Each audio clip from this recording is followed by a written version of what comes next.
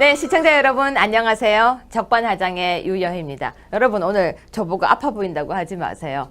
제 얼굴 이렇게 메이크업을 도와주는 학생이 한 명 있었는데 오늘 배탈이 나서 아침에 안 나왔어요. 그래서 제가 원래 화장 머리 이런 거 못 하거든요. 그냥 묶고 그냥 정말 그냥 대충 바르고 나왔는데 우리 PD님이요. 카메라를 보더니 저를 한번 보더니 왜 이런가 하더라고요. 오늘 좀 이상해도 이해해 주시고요. 또 하나 말씀드릴 게 그 댓글에 어떤 분이 그러시더라고요. 적반하장의 유여혜입니다 하는데 힘내려고 애쓰는 모습이 보여서 그렇다. 그러니까 격려죠. 격려해 주시더라고요. 고맙습니다. 격려. 또 어떤 분은 아침에 저한테 뭐 그런 논평하려고 독일 가서 박사했냐, 뭐 돈이 아깝다, 뭐 이런 얘기 하셨는데요. 저 등록금 안 내고 독일에서 무료로 학교 공부했습니다. 그리고 제가 독일 공부할 때 라면 하나도 안 보내신 분이 왜 그 갑자기 이상한 평을 하시는지.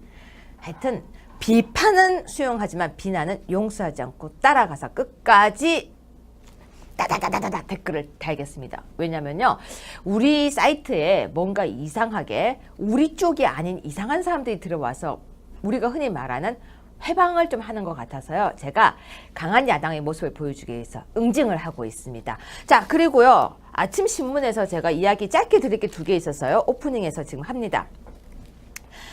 신문에 나온 기사인데요. 테러 단체 추종 모임 국내 활동 첫 포착이라고 돼 있는데요.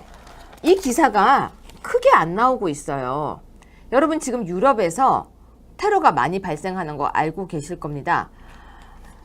유럽뿐만이 아니라 여기저기에서 지금 테러가 발생되고 있는데요. 일부는 지난해 테러 단체에 직접 가담도 하고 있다고 합니다. 그렇기 때문에 정말 테러에 관해서는 좀 더 우리도 경각심을 가져야 될 것 같고요. 여행 금지 지역 같은 부분을 외교부에서 이렇게 사이트에서 파는 것이 아니라 기사화 시켜줄 필요성이 있을 것 같습니다. 자, 그리고 두 번째입니다.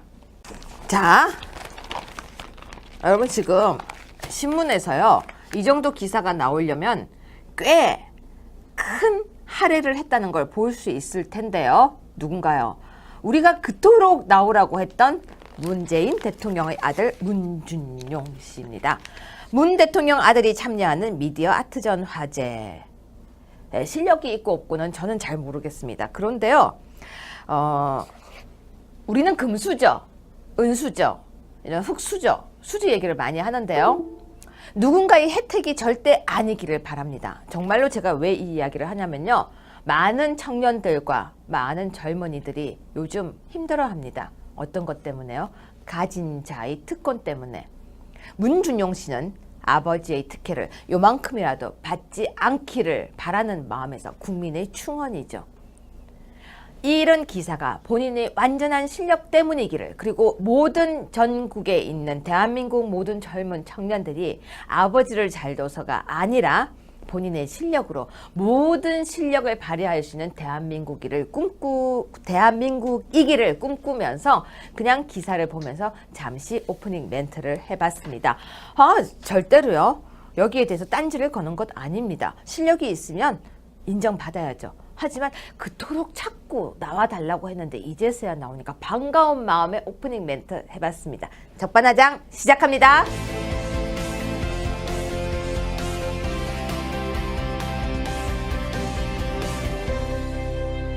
네, 인사청문회 이틀째 계속되고 있습니다. 이낙연 총리 후보자 인사청문회인데요. 여러분 어떻게 보고 계십니까? 정준길 대변인과 함께 이야기를 나눠보려고 하는데요.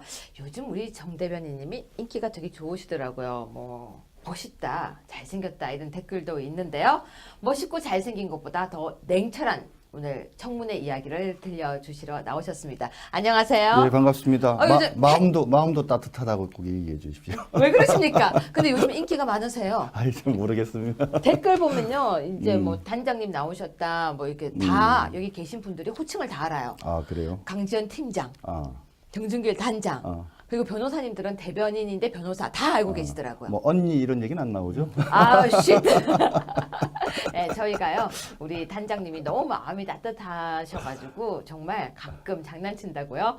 단장 언니 이렇게 농담도 하고 지냅니다. 그러니까 힘든 대선 기간에 그렇게 지냈던 동지 사이인데요.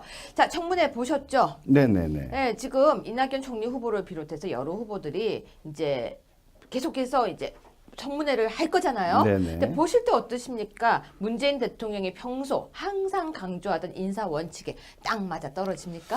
글쎄요. 이낙연 총리 후보 첫 번째 이제 청문회인데 네. 잘 무사히 마무리됐으면 좋겠는데 걱정이고요.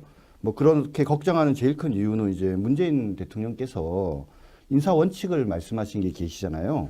다 이제 국민 여러분도 다 잘 아실 텐데 5가지. 5대. 세금 탈루, 네. 병역 면탈, 위장 전입, 부동산 투기, 논문 표절 이런 경력이 있는 사람은 고위공직자 인사 배제하겠다. 5개 원칙을 얘기를 했거든요. 그런데요, 단장님. 예. 왜 이중 국적은 여기 안 들어가요? 글쎄요, 뭐 이중 국적도 안 들어갔네요. 근데 이번에 그는 우리 네. 외무부 장관, 외교장관, 예, 네. 외무장관인데 뭐 요게 이제 특히 이제 제일 지금까지 청문회 과정에서 항상 이제 네. 문제가 됐던 대표적인 5개인 거죠. 네.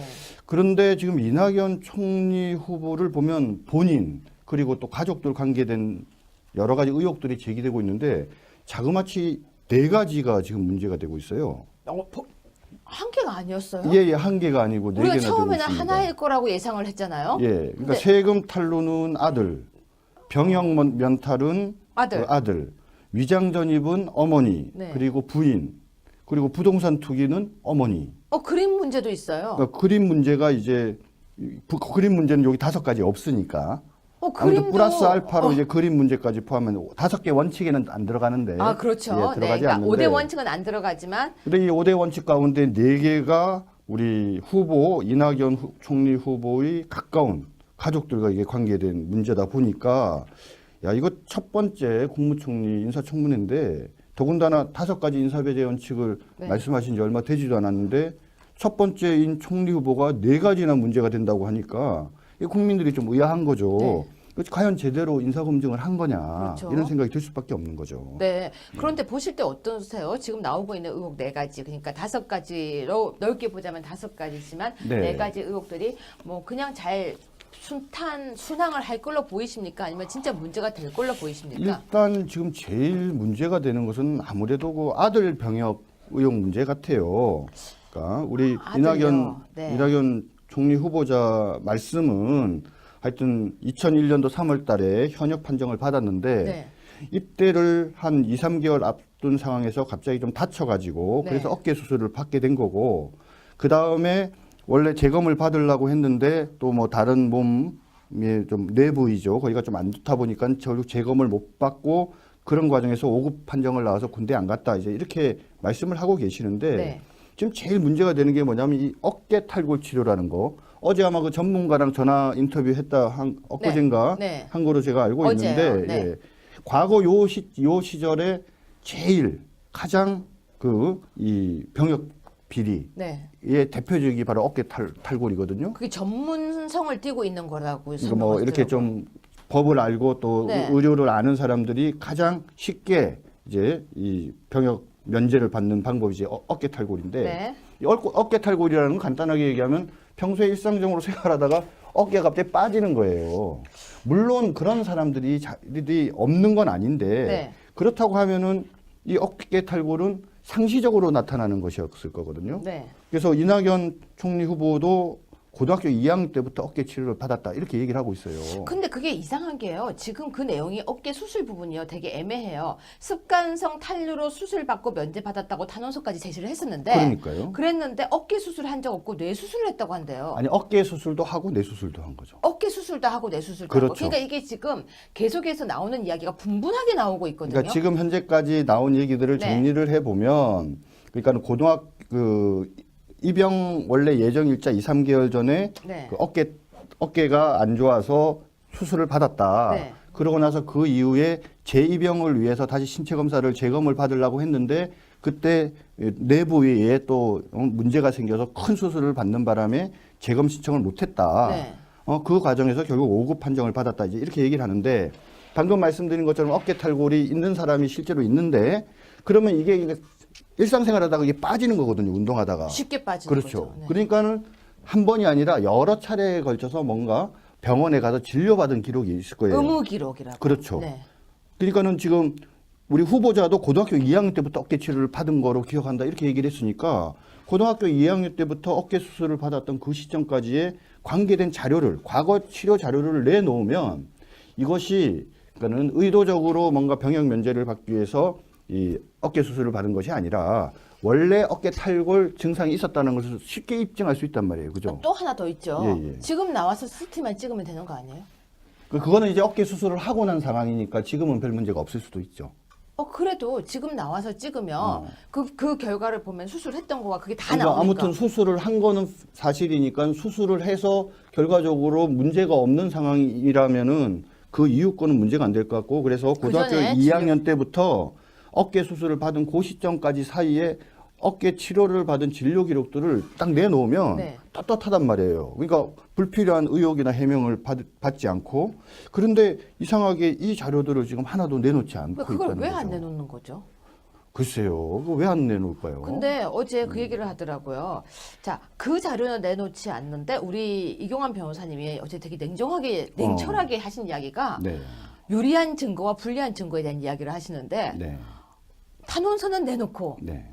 진료 기록은 안 내놓고 네. 유리한 건 내놓고 그 얘기를 하더라고요. 그러니까 그 단원서도 요번에 최근에 낸 게 아니라 과거에 다른 데서 낸 건데 이제 변명을 뭐라고 했냐면은 우리 자유한국당에서 자료 내놓으라 그랬더니 어깨 수술한 적이 없는데 그럼 무슨 자료를 내놓느냐 이렇게 지금 변명을 했던 거잖아요. 그러니까요. 그랬는데 과거에 본인이 썼던 탄원서에 어깨 어깨 수술. 수술했다는 얘기가 이제 나오니까 뭐라고 좀 변명하기 입장이 곤란해진 거죠. 그러니까 그게 이제 도대체 어떻게 된 거예요, 그게? 그러니까는 지금은 그냥 일단 입을 닫고 그런 사실 없다 그냥 이렇게 얘기하면 될 거라고 생각했는데 본인이 과거에 그런 탄원서에 어깨 수술했다는 얘기 적어놓은 걸 깜빡했겠죠.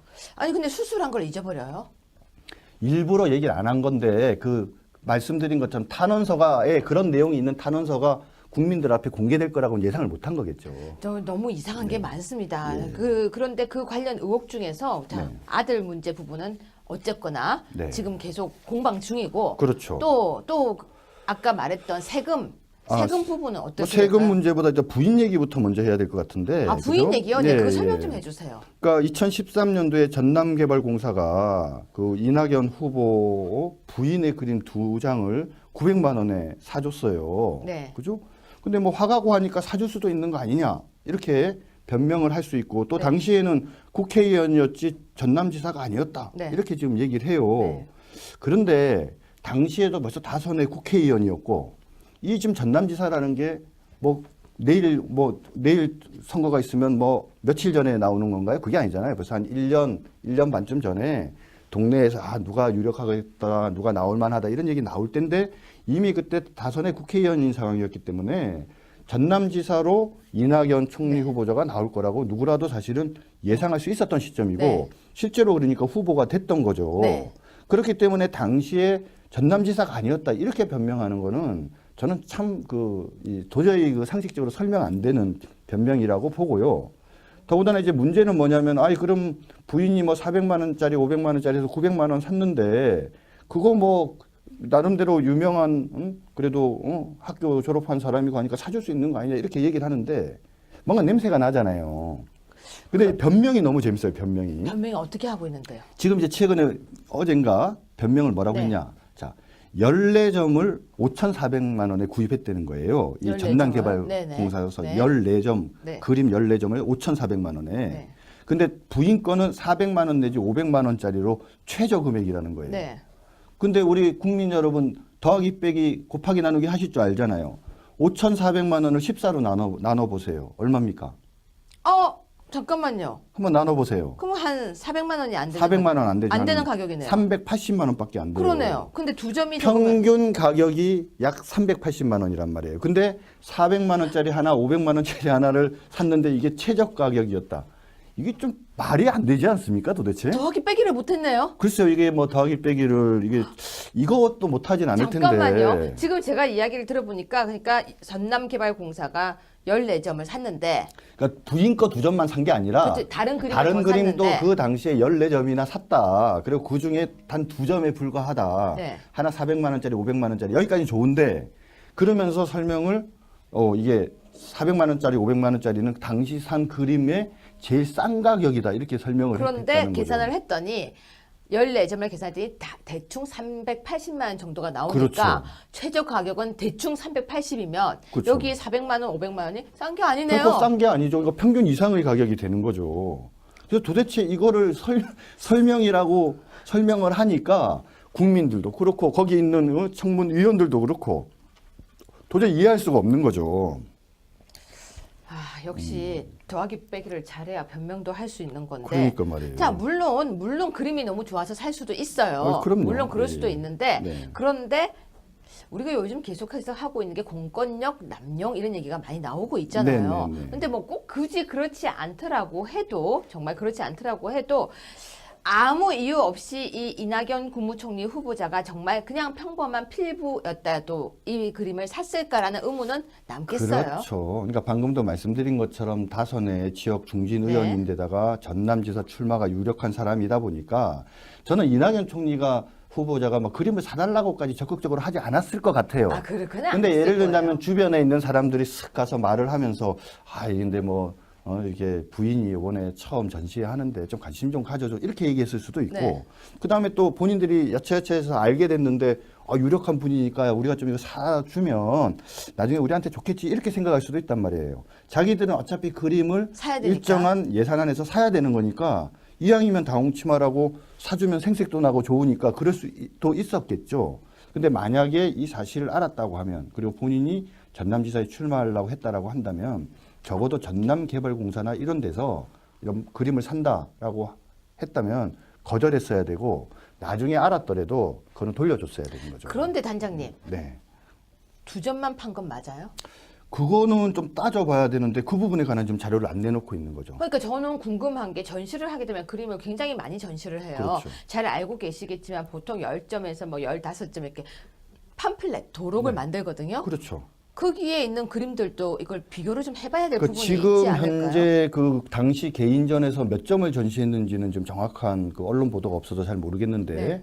보통은 뭐 지금 말씀하신 15점, 20점보다도 훨씬 많은 경우가 많죠. 한 30점에서 50점 정도도 되고 이제 그러는데 그때 지금 뭐냐면 공식적으로 확인된 게 전남개발공사가 산 게 2개고 나머지는 누가 샀는지 지금 확인이 안 됐어요. 그럼 이걸 확인할 방법이 있어요. 왜? 도록이 있지 않습니까? 그러니까요. 도록이? 그럼 도록에 그림이 예를 들면 1번부터 30번까지 그림이 있었다. 그러면은 그 그림 중에 팔린 그림을 제외한 나머지 그림은 어딘가에 소장이 돼 있을 거예요. 그죠? 네. 그래서 당시에 도록과 현재 부인이 여전히 보관하고 있는 그 그림을 비교해 보면 비는 부분이 생긴단 말이에요. 그러니까요. 그럼 이 비는 부분은 누구한테 팔았는지를 확인을 해야 되거든요.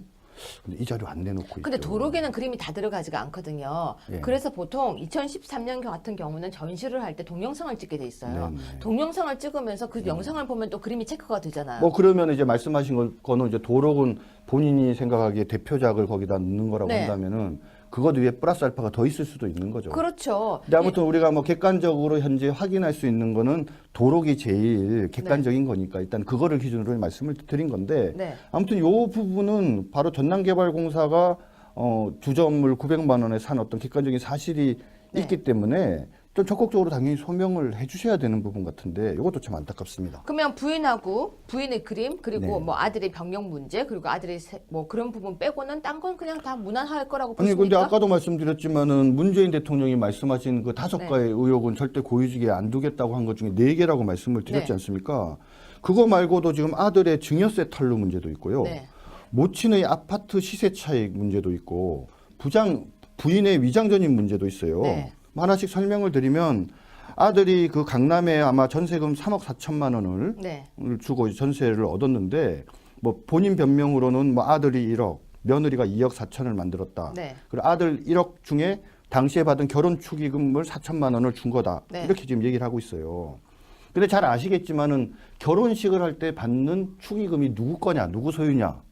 그 법적으로는 뭐냐면 혼주 거예요. 아버지 아버지 거. 네. 그렇죠. 결혼 축의금으로 받은 돈을 내가 줬다 이렇게 얘기하는 건 무슨 얘기냐면 증여. 내가 증여했다라는 얘기예요. 그러면 그렇죠. 증여세 냈느냐 이 얘기가 당장 나오는 거죠. 그래서 증여세 낸 적 없는 것 같고 네.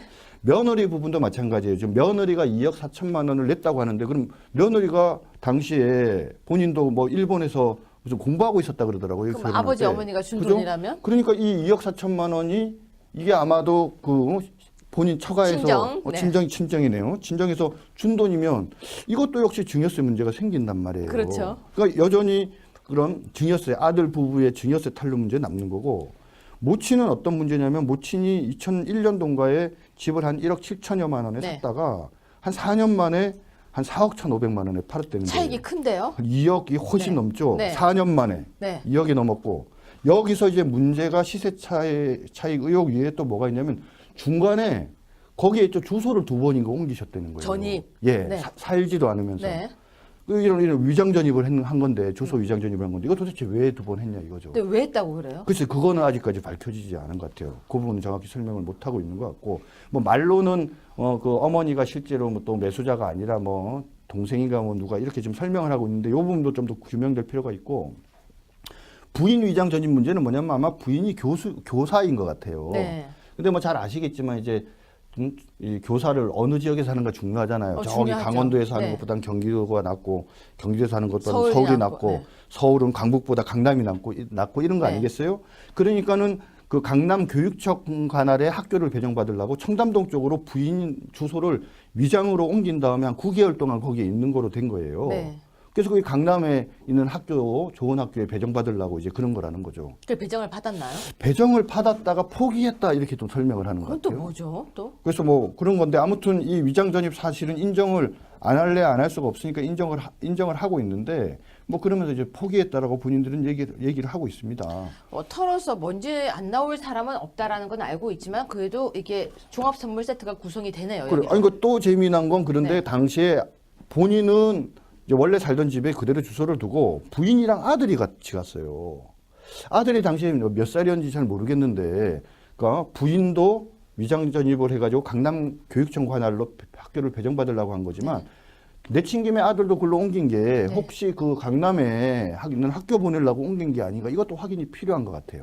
아, 진짜 그러네요. 그런데 마지막으로요, 단장님. 네. 지금 문재인 정부가 청문회를 앞두고 인사를 시작했잖아요. 네네. 근데 그 인사를 하면서 강경화 외교부 장관 후보는 좀 특이해요. 사전에 미리 자폭을 하죠. 네네. 자수를 해요.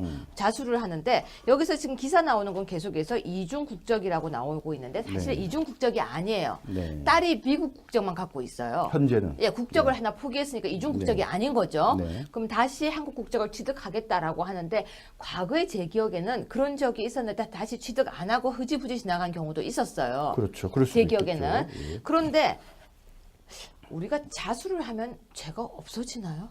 글쎄 그런 거는 아니죠. 근데 이제 내용이 중요하다고 봐요. 어떻게 보면은 이렇게 문제가 있고 하자가 있는 것을 미리 국민들한테 고백하는 거는 뭐 긍정적인 면도 있습니다. 근데 사실은 이제 이게 왜 이렇게 자수를 하게 됐느냐?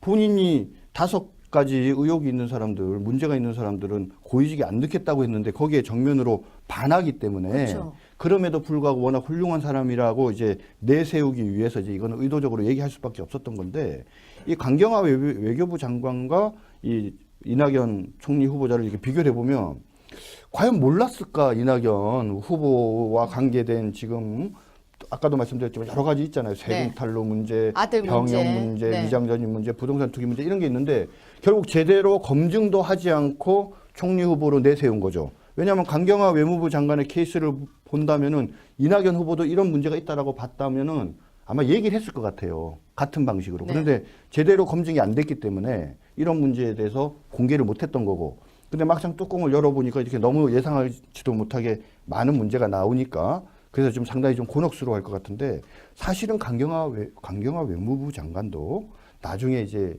그 청문회 과정에서 문제가 되겠지만 딸내미가 이제 중간에 위장 전입 거기도 있잖아요. 네. 그 1년 가까이. 네. 왜 왔나? 그 제가 지금 듣기로는 그 딸내미가 이대를 갔다는 얘기가 있어요. 학교 입학이요. 그러면 결국 재외 국민 입학 특례 제도가 있고 아휴. 딸내미가 그 제도의 혜택을 받게 하기 위해서 최소한의 뭔가 국내 거주 요건이 필요했기 때문에 그 거주 요건을 맞추기 위해서 일부러 일로 옮겨서 그거를 위장 전입을 한 게 아니냐. 지금 그렇게 문제 제기를 하는 사람이 있거든요. 근데 아마 그거는 이제 구체적으로 네. 뭐 이대를 포함해서 재외 국민 그 자녀들 특례 입학 규정이나 요건들을 보면 이건 바로 판단이 될 것 같고, 그리고 제가 지금 들은 것처럼 만약에 딸내미가 실제로 이대를 간 것이 맞다라고 한다면은 그럼 이건 이제 단순하게 이중 국적이 있거나 딸내미가 잠깐 위장 전입을 하는 단순한 그 문제가 아니라 이거는 또 다른 형태의 제3의 정유라 사건인 거죠. 입학 특례네. 그렇죠. 그러니까 입학 특례라고 우리가 좀 단정하긴 그런데 아니 맞다면 그렇다면 결국은 제3의 정유라 입학 특례 의혹 문제가 되어질 수 있기 때문에 이 강경화 외교부 장관도 막상 청문회를 하게 되면 이 문제 때문에 상당히 곤혹스러운 입장에 처할 가능성이 있는 것 같아요. 단장님 저는요 요즘 입학 특례 사건은 듣기만 해도 경기해요. 그렇죠. 더군다나 2대잖아요. 그 막 시끄러웠던 2대인데. 또 이대. 예, 그러니까 근데 얼마나 그렇지 않을 시끄럽겠어요. 거라고 믿지만 만약이라도 입학 예. 특례 사건이 연루가 된다면 힘들겠죠. 저는 만약에 강경화 외교부 장관의 딸이 당시에 위장 전입을 한 것이 결국은 그런 특례의 요건을 맞추기 위해서 온 것이고, 그래서 그 자격에 따라서 그 특례에 따라서 만약에 지금 사람들이 저한테 얘기했던 이대에 간 것이 만약에 사실이라고 한다면은 이거는 이제는 단순한 위장 전입의 문제가 아니고, 그렇잖아요. 그러면 낙마의 가능성도 배제할 수 없지 않을까요? 단장님 좀 더 참신한 거 몇 개 좀 더 갖고 오세요. 네. 근데 오늘 이거는 너무 많이 풀면 안 돼요. 아니 그래서 지금 제가 더 질문을 안 하는 게 정말 제가 질문을 하고 싶은데요. 우리가 청문회 때문에 더 할 수가 없어서 그렇죠, 그렇죠. 제가 질문을 하면 혹시라도 우리 방송을 보고 네. 준비를 할까 봐. 어. 그래서 제가 다음 주에 오히려 이 부분 청문회를 다 보고 난 뒤에 부분을 한 그렇죠. 번 더 정리를 할 필요성도 있을 것 그래서 같습니다. 오히려 지금 이 문제는 우리 자유한국당의 5분의 인사청문위원들이 계시는데요. 네. 좀 그분들과 좀 이렇게 여러 가지 좀 교감을 하고 있습니다. 그래서 내용들을 좀 더 구체적으로 잘 확인을 해봐서 네. 문제가 있는 부분은 뭐 문제 제기를 하고, 또 뭐 잘한 부분은 잘했다고 칭찬해주고 하는 그런 모습을 보여주는 인사청문회를 만들기 위해서 노력하고 계십니다. 우리 어제 이경환 변호사님과 왕효근 의원이 인사청문회 예행 연습을 우리가 해봤어요. 아, 그래요? 가상 인사청문회. 네, 네. 근데 해보니까요, 이게 막으려면 막을 수가 있어요. 미꾸라지처럼 하면 막을 수가 있겠더라고요. 그러니까 절대 못 빠져나갈 수 있도록 탄탄하게 하게 준비 좀 잘 부탁드린다고 전해주세요. 그러니까 우리 강효상 의원님도 청문위원이시니까 네. 한번 또 오시라고 해서. 다음 주에 하기로 했어요. 예. 다음 주에 그러니까 청문회가 끝나고 바로 방송을 네. 해준다고 하셨습니다. 예. 예, 단장님 다음 주에 뵙겠습니다. 감사합니다.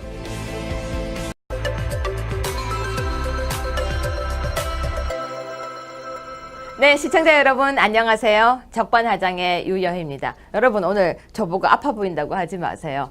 제 얼굴 이렇게 메이크업을 도와주는 학생이 한 명 있었는데 오늘 배탈이 나서 아침에 안 나왔어요. 그래서 제가 원래 화장 머리 이런 거 못 하거든요.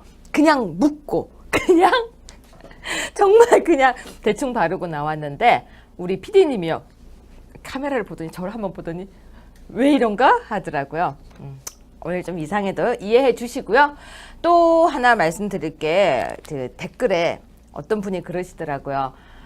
적반하장의 유여혜입니다 하는데 힘내려고 애쓰는 모습이 보여서 그렇다. 예. 그러니까 격려죠. 격려해 주시더라고요. 고맙습니다. 격려. 또 어떤 분은 아침에 저한테 뭐 그런 논평하려고 독일 가서 박사했냐, 뭐 돈이 아깝다, 뭐 이런 얘기 하셨는데요. 저 등록금 안 내고 독일에서 무료로 학교 공부했습니다. 그리고 제가 독일 공부할 때 라면 하나도 안 보내신 분이 왜 그 갑자기 이상한 평을 하시는지. 하여튼 비판은 수용하지만 비난은 용서하지 않고 따라가서 끝까지 다다다다다 댓글을 달겠습니다. 왜냐면요, 우리 사이트에 뭔가 이상하게 우리 쪽이 아닌 이상한 사람들이 들어와서 우리가 흔히 말하는 해방을 좀 하는 것 같아서요. 제가 강한 야당의 모습을 보여주기 위해서 응징을 하고 있습니다. 자, 그리고요, 아침 신문에서 제가 이야기 짧게 드릴 게 2개 있었어요. 오프닝에서 지금 합니다. 신문에 나온 문제도 있어요. 그러니까 그림 문제가 이제 그림 문제는 여기 5가지 없으니까 아무튼 그림도 플러스 알파로 이제 그림 문제까지 포함하면 5개 원칙에는 안 들어가는데. 아, 그렇죠. 예, 들어가지 그러니까 않는데. 5대 원칙은 안 들어가지만 근데 이 5대 원칙 가운데 4개가 우리 후보 이낙연 총리 후보의 가까운 가족들과 이게 관계된 문제다 보니까 야, 이거 첫 번째 국무총리 인사청문회인데 더군다나 5가지 인사배제 원칙을 네. 말씀하신 말씀하신 지 얼마 되지도 않았는데 첫 번째인 총리 후보가 4가지나 문제가 된다고 하니까 이 국민들이 좀 의아한 거죠. 네. 과연 제대로 인사검증을 한 거냐 그렇죠. 이런 생각이 들 수밖에 없는 거죠. 네. 그런데 보실 때 어떠세요? 지금 나오고 있는 의혹 4가지. 그러니까 5가지로 넓게 보자면 5가지지만 네. 4가지 의혹들이 뭐 그냥 잘 순항을 할 걸로 보이십니까? 아니면 진짜 문제가 될 걸로 보이십니까? 일단 지금 제일 문제가 되는 것은 아무래도 그 아들 병역 의혹 문제 같아요. 그러니까 우리 아들요. 네. 이낙연 총리 후보자 말씀은 하여튼 2001년도 3월 달에 현역 판정을 받았는데 네. 입대를 한 2, 3개월 앞둔 상황에서 갑자기 좀 다쳐가지고 네. 그래서 어깨 수술을 받게 된 거고 그 다음에 원래 재검을 받으려고 했는데 또 뭐 다른 몸에 좀 내부이죠. 거기가 좀 안 좋다 보니까 결국 재검을 못 받고 그런 과정에서 5급 판정을 나와서 군대 안 갔다 이제 이렇게 말씀을 하고 계시는데 네. 지금 제일 문제가 되는 게 뭐냐면 이 어깨 탈골 치료라는 거. 어제 아마 그 전문가랑 전화 인터뷰했다 엊그젠가 네. 한 거로 제가 알고 어제요. 있는데 네. 예. 기간에 그렇게 지냈던 동지 사이인데요. 자, 청문회 보셨죠? 네네네. 네, 지금 이낙연 총리 후보를 비롯해서 여러 후보들이 이제 계속해서 이제 청문회를 할 거잖아요. 네네. 근데 보실 때 어떠십니까? 문재인 대통령이 평소 항상 강조하던 인사 원칙에 딱 맞아 떨어집니까? 글쎄요. 이낙연 총리 후보 첫 번째 이제 청문회인데 네. 잘 무사히 마무리됐으면 좋겠는데 걱정이고요. 뭐 그렇게 걱정하는 제일 큰 이유는 이제 문재인 대통령께서 인사 원칙을 말씀하신 게 계시잖아요. 다 이제 국민 여러분도 다 잘 아실 텐데 5가지 5대. 세금 탈루, 네. 병역 면탈, 위장 전입, 부동산 투기, 논문 표절 이런 경력이 있는 사람은 고위공직자 인사 배제하겠다. 5개 원칙을 얘기를 했거든요. 그런데요, 단장님. 예. 왜 이중 국적은 여기 안 들어가요? 글쎄요, 뭐 이중 국적도 안 들어갔네요. 근데 이번에 그는 우리 그 네. 외무부 장관, 외교장관, 예, 네. 외무장관인데 뭐 여기 이제 특히 이제 제일 지금까지 청문회 과정에서 항상 이제 문제가 됐던 대표적인 5개인 거죠. 네. 그런데 지금 이낙연 총리 후보를 보면 본인 그리고 또 가족들 관계된 여러 가지 의혹들이 제기되고 있는데 자그마치 4가지가 지금 문제가 되고 있어요. 한 개가 아니었어요? 예, 1개가 아니고 4개나 우리가 되고 처음에는 있습니다. 하나일 거라고 예상을 했잖아요. 예, 그러니까 근데 세금 탈루는 아들, 병역 면탈은 아들. 그 아들, 위장 전입은 어머니, 네. 그리고 부인, 그리고 부동산 투기는 어머니. 그림기를 그리고 모든 전국에 있는 대한민국 모든 젊은 청년들이 아버지를 잘 둬서가 아니라 본인의 실력으로 모든 실력을 발휘할 수 있는 대한민국이기를 꿈꾸면서 그냥 기사를 보면서 잠시 오프닝 멘트를 해봤습니다. 절대로요. 여기에 대해서 딴지를 거는 것 아닙니다. 실력이 있으면 인정받아야죠. 하지만 그토록 찾고 나와달라고 했는데 이제서야 나오니까 반가운 마음에 오프닝 멘트 해봤습니다. 적반하장 시작합니다.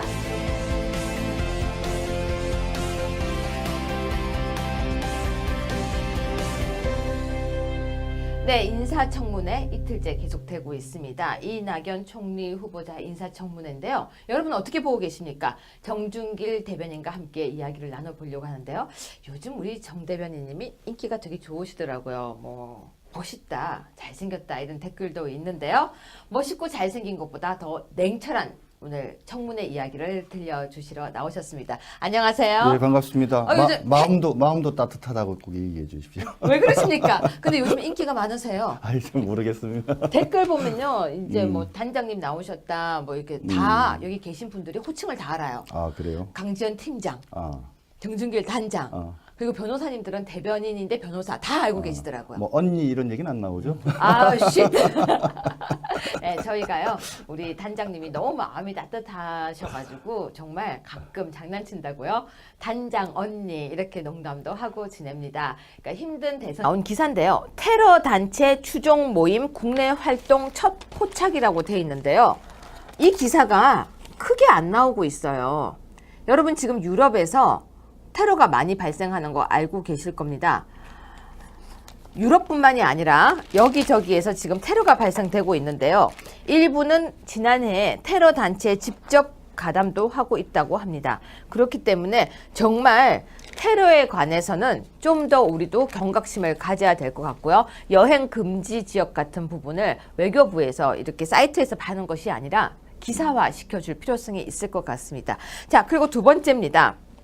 자, 여러분 지금 신문에서요, 이 정도 기사가 나오려면 꽤 큰 할애를 했다는 걸 볼 수 있을 텐데요. 누군가요?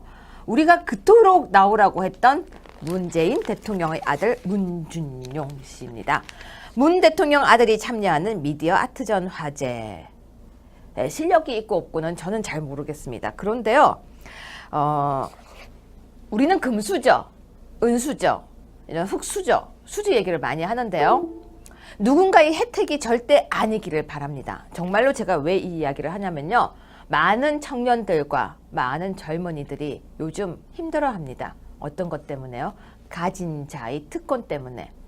문준용 씨는 아버지의 특혜를 요만큼이라도 받지 않기를 바라는 마음에서 국민의 충원이죠. 이런 기사가 본인의 완전한 실력 때문이